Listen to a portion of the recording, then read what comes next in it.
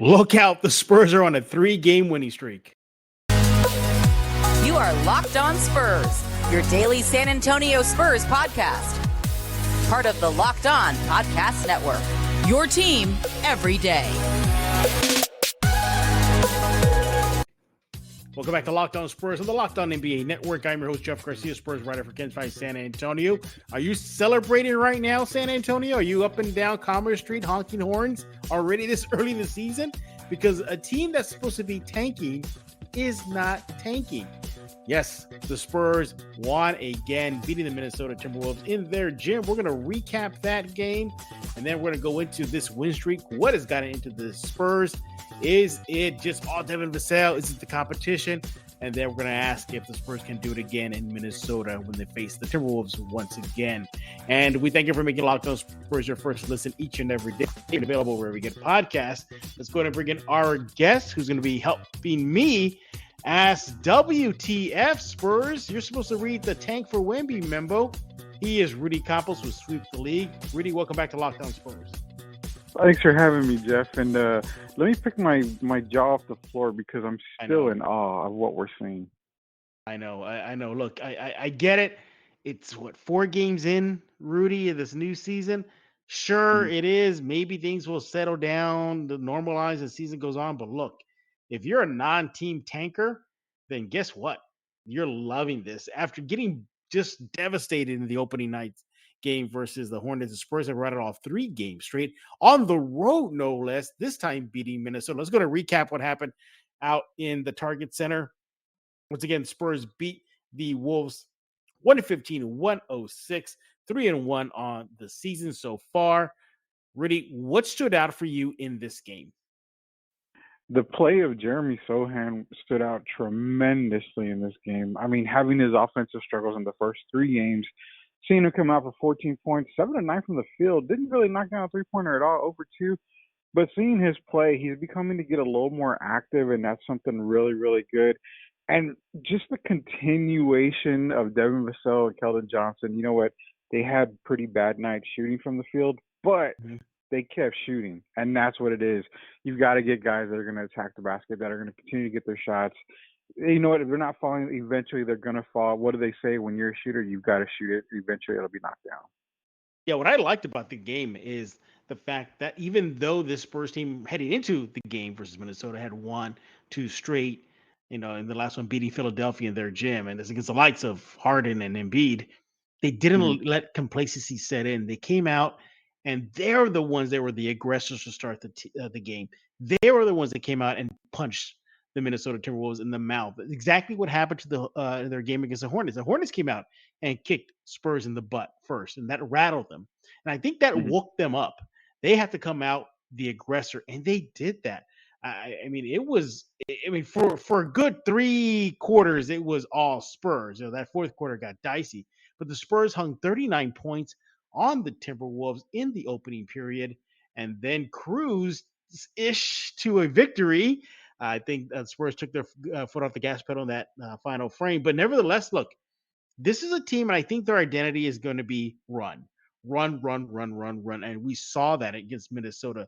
The Spurs were just getting up and down the court, outscoring them in fast break points, 24-14. Is this the identity of this young team, is just to run at every opportunity?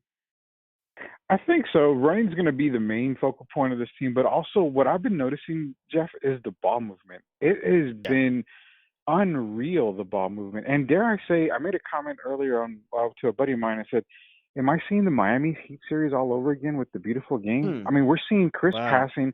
We're seeing the ball move around. They're getting good shots, and that's what's making it so much easier for this Spurs team, is that ball movement is awesome. You're seeing it go down into LaPearl to Zach Collins. They're making that extra pass, and it's just freeing guys open. I think a motion offense from what Pop is doing, if that's what he's instilled with these guys, is really helping them out, and they're just getting easier buckets, and it shows on the court, as you can tell, for the last 3 wins.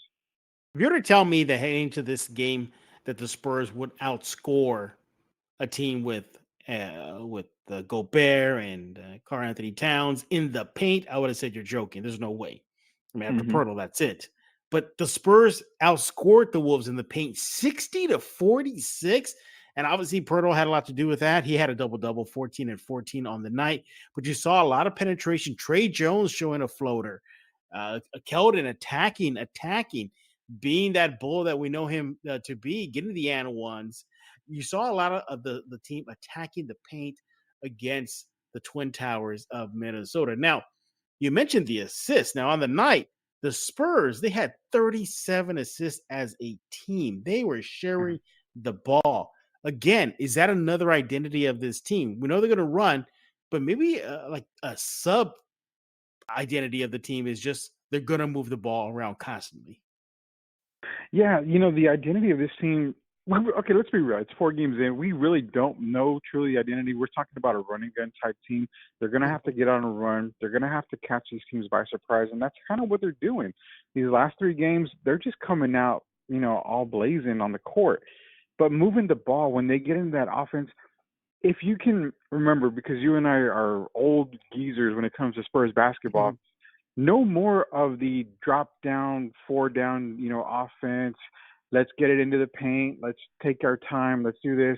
It seems like this ball is just moving all over the court, even in the half court set, which is so, so, so important for this team.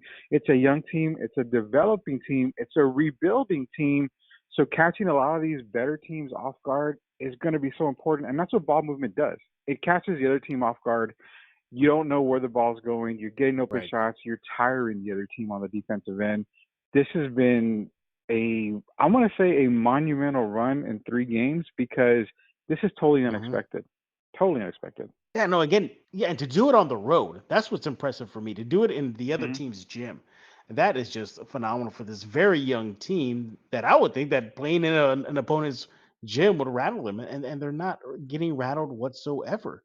We're talking with Rudy Campos right here on Locked On Spurs, recapping the Spurs win. Yes, I said win. Their 3rd straight, this time over the Minnesota Timberwolves. I look at this Spurs team, and they're doing a little bit of everything. They're hitting their threes. They're hitting their mid-range shot. They're attacking the rim, at least in this game. At half, they were 72% shooting at the rim. They were high 40s, 47% hitting their mid-range shots. And then again, at half, they were hitting their threes. They made oh my God, I think like several, like 5, 6 threes at halftime. So you're seeing the offense go from inside mid-range out. So, and I like seeing that. But defensively, to hold a team like Minnesota to that 3rd quarter. I mean, you cannot sum it up best in that 3rd quarter. They held Minnesota to 14 points in that 3rd period, which at least at that moment had put the game away. But yeah, defensively, they're getting it done. You're looking at some of the defensive categories. The Spurs, match the Minnesota Timberwolves in rebounding 50-50, but out rebounded them in the offensive category 14-10. So there gives them those extra shot advantages as well. Steals, the Spurs had 12 steals to the Minnesota Timberwolves 7. So again, creating more chances for this team. But really, we cannot cast a big shining light on this win because there is an issue. And the issue is we're seeing a pattern that's developing is they're tending to blow leads. Rudy, your thoughts? Oh man, you're talking. Actually, you reminded me about Charles Barkley, the great Charles Barkley, when he once said, "I'm not worried about the Spurs team because they always blow it in the 4th and they always lose the lead." So it's kind of getting that feel again. Well, that almost happened against Minnesota. Exactly. It almost happened with Minnesota. It was a close one in Indiana as well. I mean, you're seeing that negative side on the Spurs. So is it a case of do they know how to close out games? You're talking about a very young team. So to say, you know what, they're not ready to close out games, I kind of agree. It's going to be tougher because they're a young team. But so far, so good. I would say main thing is if it's working, it's working. And if Pop is only complaint is, you know what, guys, you've got to close out the 4th. The NBA is about runs. Teams are going to get runs no matter what. But it's what you do to stop that run. And it seems like in the 4th quarter, they're having difficulty stopping the run that other team is making. But it's something that improves in time. It may not happen this season. It may happen next season. but it'll work itself out. But for right now, you know what? They had a big enough lead to where it just Yeah. didn't affect them that much, Yeah. and that's a bonus for Yeah. them. Yeah. The Spurs got outscored by Minnesota 35-12 in that fourth period. Almost saw that lead evaporate. It would have been devastating if the Spurs did drop this game after going up as much as what was their largest, like 35 points. 35, So 35. 35, yeah. So yeah, is there stuff to work on? Yeah, and that is maintaining leads. We saw it again rise up again in this win over Minnesota. When we get back, we're going to continue recapping Spurs-Wolves. Spurs beat the Wolves, that is, in Minnesota, 115-106. Take a look at this win streak. What are we liking out of this win streak? And much, much more on this episode of Locked On Spurs with Rudy Campos. But before we do that, I want to talk to you about LinkedIn Jobs. Look, you got to check out LinkedIn Jobs. These days, every new potential hire can feel like a high-stakes wager for your small business. So you want to be 100% certain that you have access to the best qualified candidates available. That's where LinkedIn Jobs comes in. It helps you find the right people for your team faster and for free. Hey, go there now, add your job, and put the little purple hashtag hiring frame to your LinkedIn profile and spread the word that you are hiring. Simple tools like screening questions make it easy to focus on candidates with just the right skills and experience so you can quickly prioritize who you like to interview and hire. I use LinkedIn when I want to search job searching, and those tricks that are those little tricks, LinkedIn, the tools that the employers use really catch my eye so I can apply. It's why small business rate LinkedIn Jobs the number one in delivery quality hires versus the leading competitors. Look, LinkedIn Jobs helps you find the qualified candidates that you want to talk to faster. Post your job for free at linkedin.com/lockedonnba. That's linkedin.com/lockedonnba. Post your job for free. Terms and conditions apply. With Rudy Campos right here on Locked On Spurs, recapping the Spurs win over Minnesota and looking at the win streak now that is at 3 games straight for your silver and black. But thanks for making Locked On Spurs your first listen today. Make your second listen game to game NBA. Every moment, every top performance, every result. Locked On Game Today covers games across the NBA with local analysis that only Locked On can deliver. Follow Game to Game on Locked On NBA, available on the Odyssey app, YouTube, and wherever you get podcasts. So, Rudy, I look at this game that the Spurs won last night, and we talked about sharing the ball. We talked about the assists, but it looks like this Spurs team could get quality scoring from multiple players each and every night as the season moves on, Rudy. Yeah, I mean, you've seen guys like Richardson step up. He had like 27, I believe, the other night. You're seeing scoring like tonight. Sohan stepped up. You're getting scoring from different areas or from different players. But what you see the most consistent on is you see the two guys, Keldon and Devin, are the ones that are really leading this team. We've talked a lot about how Devin is going to be that next leader coming up, taking that next step. Mm-hmm. You're seeing it. I mean, he's been leading the team in scoring lately. I mean, 7 assists in the Minnesota game, 9 boards. He's basically filling the stats, and that's what we said. He's basically a two-way player. I mean, he had a steal in the game. Defense is playing really, really good for him. You're going to get it from a lot of places. You're going to have Pirtle with a double-double. You're going to get his in the paint. You're going to get Kelly. You're going to get Vassell. You're going to get Primo off the bench. Doug McDermott, too, is going to come off the bench. They're going to get you some scoring. That's the good thing about this Spurs team. I mean, yeah, you want to basically tank for Wemby or whatever you want to do. It doesn't matter. What you're getting with this Spurs team is you're seeing the development in front of your eyes, whether you like this team or you don't. And that's the positive that I see with this team is that you don't know where you're going to get, certain scoring from. You just know that your third option can be from anywhere from the third best player all the way down to the 15th guy. Yeah. And I think that kind of blends into, what we're going to talk about here in this segment about this win streak is the fact that you're seeing throughout these 3 games is balanced scoring. I mean, again, take a look at the Minnesota game. We're talking about it. The Spurs had 3, 4, 5, 6 players in double figure scoring. You had Zach Collins, who's really looking a lot more comfortable this season after coming from those horrific injuries. He had 11 points, 5 assists, 4 rebounds, and in 17 minutes for the Spurs. So you're getting contribution from Primo, 10 points off that bench. Keldon Johnson maybe had a little kind of an iffy start, to the game, but you had other people step up. Trey Jones, in my opinion, Rudy, is one of my early candidates for the Spurs' first month MVP. I mean, he's been playing really well. You want to talk about what he's been doing in this win streak? Yeah, man. Trey Jones. I love the Primo development, and I understand people are like, "Hey, Primo's got to start at point guard." He's the point guard of the future. Trey Jones is okay. Let's be real. Trey Jones is not going to win your team a title. He's not going to take you to the promised land. He's not going to deliver an MVP for the year, anything like that. But what Trey does is, like we mentioned before, Trey is a stat stuffer. He does everything right and all the little things right. He's not gonna be the MVP of the team, when it comes to like Devin Vassell or Keldon Johnson. But what he does is he gets your team going. He's the focal point. He's the main guy. He's the heart of this team right now. He's doing a fantastic job. We called it earlier. We said, hey, he's going to be the starting point guard for the Spurs. I don't mind if he's the starting point guard for the entire year for the Spurs. Give Primo some time to develop. He still needs a lot more work.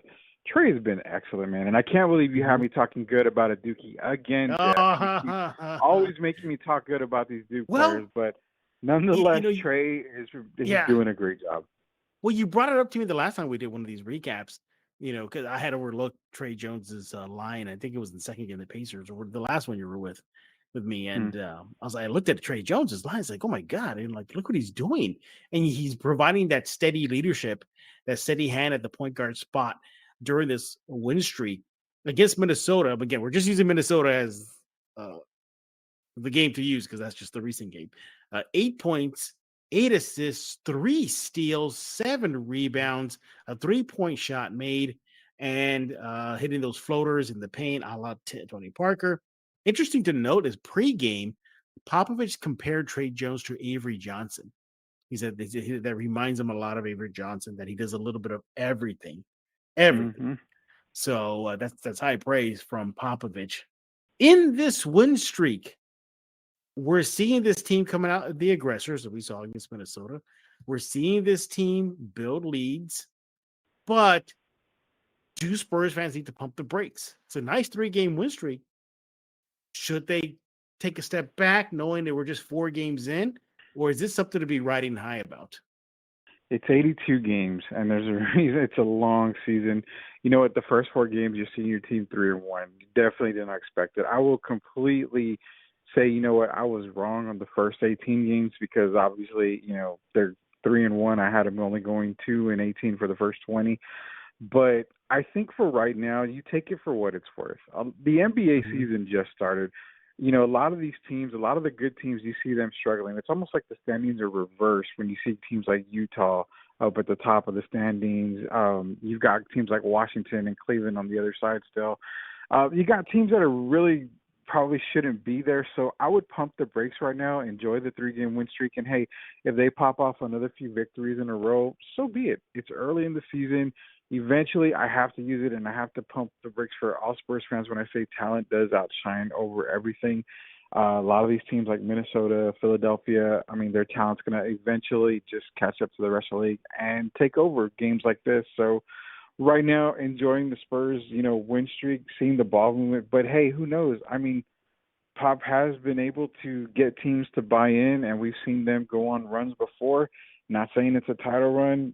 I saw you mention on Twitter a possible play-in game run. I don't know. As of right now, I still think they're probably not going to make it in the play-in game. They're still going to be one of the bottom teams. But that's just my thoughts. And you know what? Like everybody says, who knows? Our thoughts are never correct anyway. I think I probably got a lot of the Team Tank people upset with that.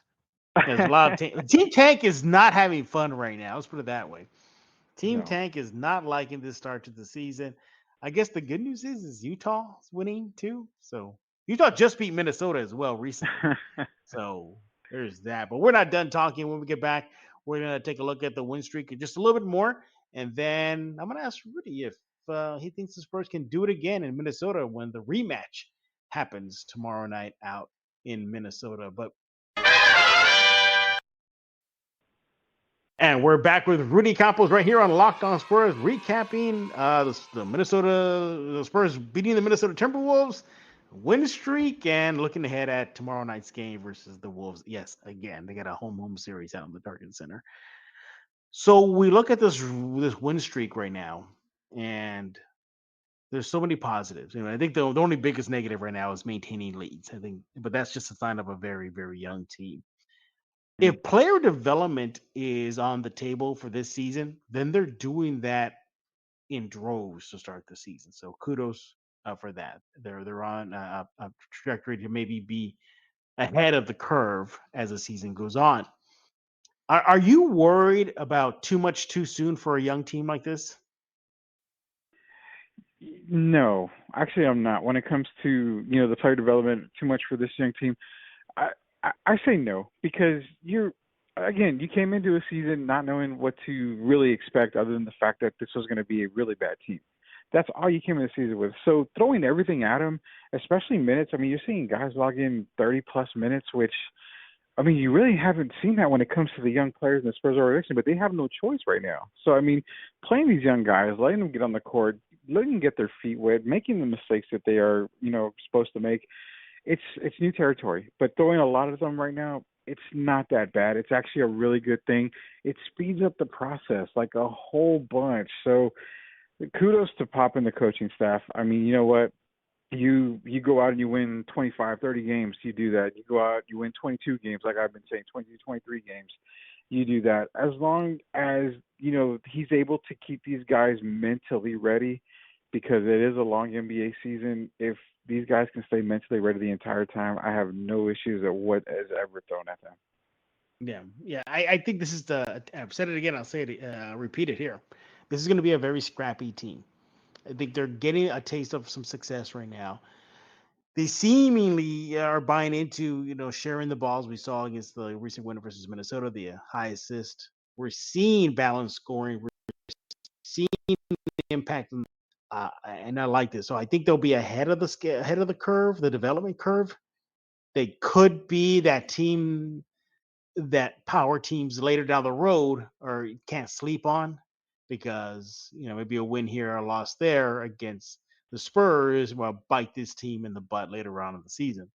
Do I think they'll maintain this? I think they will early in the season, but I think eventually once the dust settles, we're going to see this team see things kind of normalize in the NBA. Not to say that the Spurs are not going to get wins, but I think things will normalize as the season goes on. But what about the Vegas projection? The last time that we looked at Vegas, Rudy, the Mm-hmm. Spurs were projected to win about 22 games.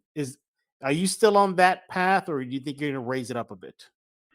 There really isn't a whole lot that'll take me off the 22, 23 game path right now. I see the success, and it makes a person giddy. It makes somebody giddy who's a Spurs fan, saying, "Oh well, you know what? Team Tank's wrong, and they're going to do this."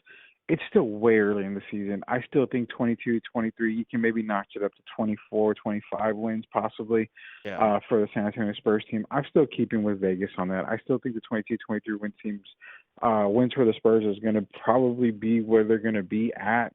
And I mean, it's just taking a little bit of time for these teams to gel. I mean, you're not going to get a night where Anthony Edwards is only getting 9 points, 3 or 15 shooting. I mean, this is a very off night for him. If he's on his game like he normally is, Minnesota wins this game. Yeah, again, sharing the ball, getting everybody involved. 37 assists on 48 made field goals against the Timberwolves. I mean, that is just awesome. I mean, you're seeing that during this win streak, just sharing the ball constantly. Because look, this team doesn't have that power player to go to. They can't dump the ball into a Kevin Durant or a Luka Doncic or a John Moran and say, okay, take us to the promised land. They got to do it on the collective. And that's what we saw against the win against Minnesota. We're seeing it during this win streak. But Rudy, you're on the hot seat. Can the Spurs do it again? They have a rematch against Minnesota in their gym tomorrow night. Are we looking at 4 games in a row for the Spurs? 4 W's in a row? Being this is weird because it's a baseball series, technically 3 games in a row against the same team. I think in Minnesota it's going to probably be an L for the Spurs. You're going to get Gobert, you're going to get Towns, and Russell still get theirs. But I think Anthony Edwards is going to make a difference this next game. He's not going to have an off game like he did tonight. It's going to be a little bit more balanced for Minnesota. I think it's going to be a close win for Minnesota, but I do see Minnesota winning this next game. Now, the third game, that's a different story because it's back home and it might be a little bit of home cooking time. But yeah, I definitely will take Minnesota in this game. Look, the Timberwolves starting five were outplayed by the Spurs starters in yesterday's game. So they play again tomorrow. I don't see that happening again. You know what? I'm going to go on the limb. I'm going to say the Spurs win, but it's going to be a fight. I'm going to say the Spurs win a close one in Minnesota to make it 4 games straight. And I just jinxed it. So Team Tank, you're welcome. We're done talking. We want to hear from you. What do you think about the Spurs win out in Minnesota? Are you buying or selling right now? This team is real just after 4 games. What do you think about the win streak that's happening right now for your silver and black? And if you're Team Tank, you're probably crying right now. Not tears of joy, tears of sadness. Rudy, you need to brag about Sweep the League. We need to know everything what's going on in your neck of the woods. Well, we just dropped an episode with local sports writer, legendary sports writer, Richard Oliver, actually last night, as a matter of fact. So be sure to take a look on that. We talked Spurs, we talked World Series, we talked a lot of stuff. And it's NFL season. We always talk about Cowboys, and I don't know, man. I mean, Dak is back, but I don't think they're Super Bowl worthy, Jeff. I'm just saying that. So, man, you're ticking off Cowboys fans. Yeah, well, we're taking off. The Spurs are taking off Team Tank, and I'm taking off the Cowboy fans like I normally do. But yeah, every Monday night, Sweep the League's episodes come out. So just tune in wherever podcasts are available. By the way, congratulations to Eric Hicks. He won the last giveaway that you did, right? Here on Locked On Spurs, the T-shirt and Burger Boy. Yeah, he won the T-shirt and Burger Boy combo, so he'll be getting all that here, I think, this week coming up. I've got it all coming in. Let's see. You listen to Locked On Spurs, you win. No giveaway this week, frankly, because it's just all on me, Rudy. I just got lazy. I forgot to ask. But we'll probably have something soon. We definitely will. Maybe Rudy will step up again next week, but we have to just grease his wheels to make that happen. Subscribe to Locked On Spurs wherever you get your favorite podcast, Google Play, Stitcher, iTunes. The list goes on and on. YouTube, the Cans 5 Plus app, and so much more. And we always thank you for making Locked On Spurs your first listen. Now, for your next listen, check out Locked On Sports Today podcast, the biggest stories of the day, plus instant reactions, big game recaps, and the take of the day. Available on the Odyssey app, YouTube, and wherever you get podcasts. So for Rudy Campos, I am Jeff Garcia. We're going to put a lock in this episode of Locked On Spurs.